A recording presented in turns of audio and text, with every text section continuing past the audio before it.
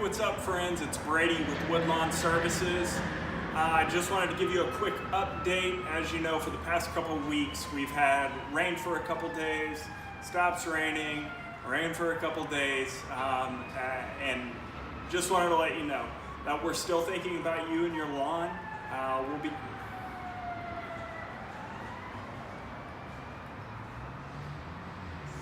Hey, what's up, friends? It's Brady Wood with Woodlawn Services. Just wanted to give you a quick update. As you know, for the past couple weeks, we've had rain for a couple days, stops raining for a day, rain for a couple days. It's really difficult to predict, especially trying to figure out when the soil moisture content is low enough